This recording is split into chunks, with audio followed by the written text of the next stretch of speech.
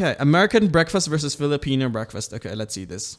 Surely there's nothing better than a diner-style breakfast, right? Today we're gonna prove that wrong. Oh, okay. It's tocino egg. Okay.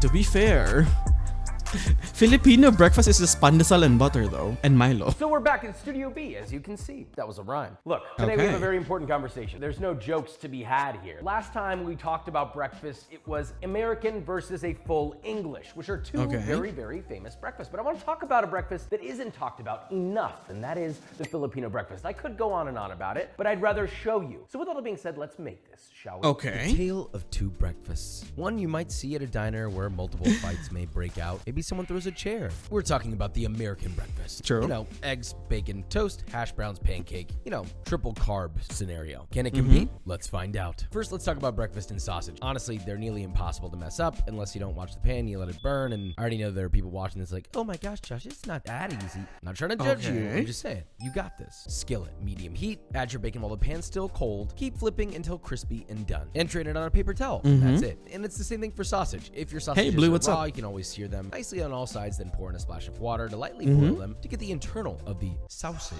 cooked. Once those two are done, just keep them warm. Oh, and please save your bacon fat. If you throw away your bacon fat, it's like throwing away money. Is that what you like to do? You just get $5, you know, crumple that up and throw it in the trash. What do you do with bacon fat? With our hash brown. If you want a single solid 10 to 12 inch hash brown, then all you need is 2 medium-sized russet potatoes. Peel them, grate them on the coarse side of a box grater. Place it on a clean kitchen towel. None of that kitchen towel that's American breakfast feels like you're gonna get bloated for the entire day. Toss together, bundle up in your towel, hold over a bowl or the sink, and squeeze that into a big old ball to get as much juice out as possible. You know, there's nothing better than squeezing the juice out of your ball. Pop that into a bowl, add in a generous pinch of onion powder, and toss until evenly distributed. God damn it. At least it was not a milking joke. This is actually enameled cast iron. Listen, a 12 inch is going to get you a wider, more flat hash brown, whereas a 10 will get you a thick boy. Add 2 tablespoons or 23 grams of bacon fat from earlier. Follow that with 1.5 tablespoons or 21 grams of butter. Heat over medium until hot. Then add in your drained potatoes. Press it down to fill out the whole pan in one evenly thick layer. Cook undisturbed for about 5 to 7 minutes. Scrape underneath, flip, and he sticks the landing. Wow, some say potato, others say potato. I say riztato. Sorry about that. Anyway, cook for 46 minutes or until the other side is crisp and your potato is damn. Why do I feel like American breakfast is so goddamn heavy? Simply combine in a medium-sized bowl 2 cups or 300 grams of all-purpose flour, 1 tablespoon or 17 grams of baking powder, 2 tablespoons or 24 grams of sugar, half a teaspoon or 4 grams of fine salt. Whisk together till combined. I feel like if you American breakfast is just so heavy, man. Buttermilk and 2 whole eggs. Whisk together until combined. Also 2 it looks it feels like it's so heavy. It's like triple, quadruple carbs. Or 24 grams of vegetable oil, not stainless. I mean, to be honest, American people are big, so grease it up. You know, you can use pan spray or just a light coating of oil. Once it's hot, add a small ladleful of your batter in the pan. Spread it out a little. I'm assuming the proportioning of this would be big too. Side, about 2 to 3 minutes per side. Add that to a plate and repeat with all of your batter. Look, frying eggs seems to scare people. Listen, Papa's got you. Papa's.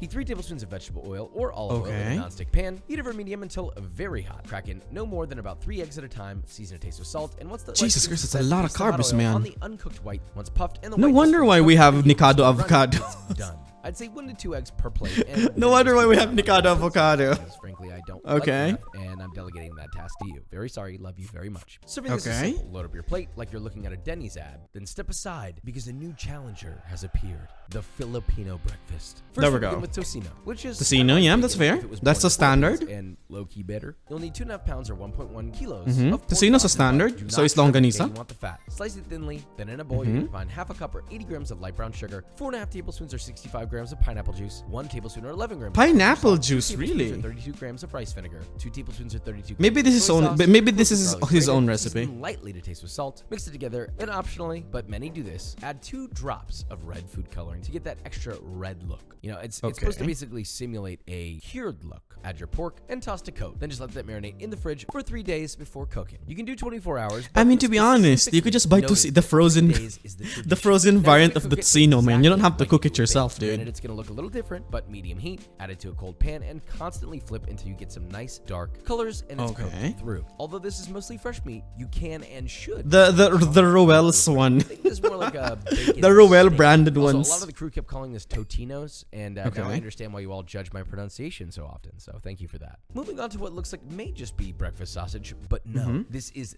the sausage. Period. Sure, they may not always be long, but they taste great. Keep your mind out of the gutter. So you'll need about 2 3/4 pounds or 1.2 kilos of ground pork. You want the I have never seen the tocino and longanisa being made. So it's real. A homemade actually. Majority of the time you just buy it because it's pretty cheap. It's only like $2, and that's good for like 2 people or 3 people. Ground black pepper, 3 tablespoons of 48 grams of soy sauce. Listen, making this recipe, Silver Swan, gonna be what you want to use. 2 tablespoons of 28 grams of white distilled vinegar. Silver Swan is like the main brand for Filipino cooking. Dark brown sugar and to be 12 fair, cloves of garlic grated. Please don't try to be a silly little goose and put anything less than 12 cloves of garlic. Okay, it's either 12 cloves or more. Mix that bad boy together. Yeah, that's true. Well, sure, you can add this to some sausage casings, but I know that not everyone has a sausage stuffer. So here's a secret method for links. Simply add enough ground meat to a sheet of parchment, so when it's rolled up into a sausage, it's about a ½ inch thick. Get it into a sausage shape as best you can, reaching almost the width of your parchment. Then tightly roll up the parchment to hold its shape. Roll it all the way up, and boom, evenly sized cylinder. Repeat with all of your meat in individual sheets and place in the freezer as you work. You're just gonna want to chill this for about 15 to 20 minutes before using. Cut it into 3 evenly sized pieces. These are actually not that even. That could have been much better. Don't do that. Unroll it, and you can cook these the exact same way that you did the breakfast sausage from the American version. Do be aware that these char pretty quickly, so fluctuate the temperature as needed. Anyway, once you've cooked that on a medium to medium low pan, flipping constantly, you're met with a perfectly cooked. This is so fancy. Not gonna lie, this is very, very fancy. Now we saved the best for last. To me, this fried rice is worth its weight in gold. And it's not only the easiest fried rice that there is, but it's the backbone of what makes this breakfast special. So no pressure. First, you need to peel and mince 15 cloves of garlic. You already know the Filipino version knows what the is up. Considering the we just use margarine, man. 60 grams of cooked rice, which has been chilled overnight in the yeah, we just use margarine plus buttered rice. We don't fried rice. Then you're gonna make me sob uncontrollably for hours. So just please don't do that. Heat 4½ tablespoons or 54 grams of Jesus Christ, this is so fancy. Medium low heat, and before it starts to get hot, immediately add 3/4 of your minced garlic. Let that come up to heat. It'll begin gently cooking, and then a light fry, and you're just gonna constantly stir that. But to be honest, not all Philippine households have woks Strain your though. garlic out and drain on a paper Not towel. a lot of Set Filipino aside families about have a quarter woks. of that crispy garlic to use as garnish later. Add the garlic oil back to your wok so you can go to Poland. Let me provide a little context. That is a little yachty reference, okay? I did that joke recently and it went over a lot of people's heads. Heat that bad boy over high heat. Add in your rice. Season generously with salt to taste. I guess you could add a little Fair, if true. you want. Toss and stir fry constantly. What do you call that? Bitchin? Bitchin? I think they call it bitchin, right? Now add your fried garlic back, not including the reserved amount you set to the side. Again, taste for salt levels, adjust as needed. Toss to fully incorporate everything. Cut off the heat. Add your remaining raw garlic. Toss until evenly distributed. And now you have a double-purpose garlic fried rice. Both raw and fried, combining their powers to create something truly special. Now pop that bad boy onto a plate. Add on all your elements. Tocino, longanisa, fried eggs. Garnish that rice with some thinly sliced green onion if you're feeling a little... And well, that's actually it. And for those wondering, this rice is called... We have Sinangang? 2 gorgeous breakfasts and only 1 winner. Okay. Enough talk. Let's taste. So we have 2 beautiful breakfasts. Look at the proportion. And our Look at the proportioning of the American food, man. Jesus hash Christ. Brown, maybe a little bit of Hash. basil. Look at if the you've ever hash been to brown. Denny's, So it's like that, but on crack. It's great. The pancake.